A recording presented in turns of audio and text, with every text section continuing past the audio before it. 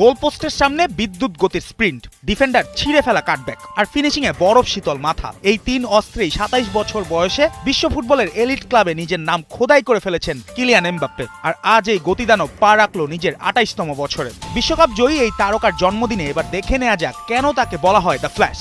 Club ও জাতীয় দল মিলিয়ে এখন পর্যন্ত ৫৪৪ ম্যাচ, গোল ৪১০টি, অ্যাসিস্ট ১৭৬টি, সব মিলিয়ে ৫৮৬ গোল কন্ট্রিবিউশন। হিসাবটা আরো ভয়ঙ্কর, প্রতি ৭১.৮ মিনিটে একটি করে গোল বা অ্যাসিস্ট, মানে এমবাপ্পে মাঠে নামলেই স্কোরবোর্ড নড়বড়ে। আরেকটু খোলাসা করে করা যাক দু একটা তুলনা এবার। ২০১৪ সালে ২৭ বছরে পা রেখেছিলেন লিওনেল মেসি, তখন তার ম্যাচ ৫১৩টি, গোল ৩৯৪, অ্যাসিস্ট ১৫৪, মোট গোল কন্ট্রিবিউশন ৫৪৮। সংখ্যায় দুর্দান্ত, কিন্তু এমবাপ্পের চেয়ে ৩৮ ধাপ পেছনে। আর ক্রিস্টিয়ানো রোনালদো ২০১২ সালে রিয়াল মাদ্রিদের জার্সিতে তার তৃতীয় মৌসুমে ২৭ বছর বয়সে পৌঁছান CR7, ম্যাচ ৫৩১, গোল ২৭২, অ্যাসিস্ট ১০৬, মোট ৩৭৮ গোল কন্ট্রিবিউশন। এমবাপ্পের তুলনায় ২০৮ কম, ব্যবধান স্পষ্ট। শুধু তাই নয়, পেনাল্টির হিসাবেও এই মহাতারকাকে টক্কর দিয়ে ফেলেছেন কিলিয়ান এমবাপ্পে। ২৭ বছর বয়স পর্যন্ত তার পেনাল্টি ৫১টি, যেখানে রোনালদোর ছিল ৪৩টি।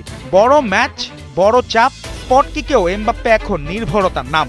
তবে ফুটবল তো শুধু স্পিড আর সংখ্যার খেলা নয়, এক প্রকার ম্যারাথন। মেসি আর রোনালদোর আসল শক্তি ছিল দীর্ঘ সময় ধরে শীর্ষে থাকা। বিশেষ করে রোনালদো ৪০ বছর বয়সী এই নক্ষত্র এখন ছুটছেন ১০০০ গোলের মাইল ফলকের দিকে। সেই স্ট্যামিনা, সেই মেন্টালিটি, এটাই এমবাপ্পের সামনে এখন সবচেয়ে বড় চ্যালেঞ্জ। তবে মানসিকতার জায়গায় পিছিয়ে নেই এমবাপ্পে। নিজেই বলেছেন মাঠে নামলে তিনি নিজেকেই সেরা ভাবেন, তা না হলে ভেতর থেকে সেরাটা বের করে আনা যায় না। যে রোনালদোর ভক্ত হিসাবে বড় হওয়া এই ফরাসি তারকা মেসির সঙ্গে খেলে বুঝেছেন মহান হতে হলে দুজনের কাছ থেকেই শিখতে হয়।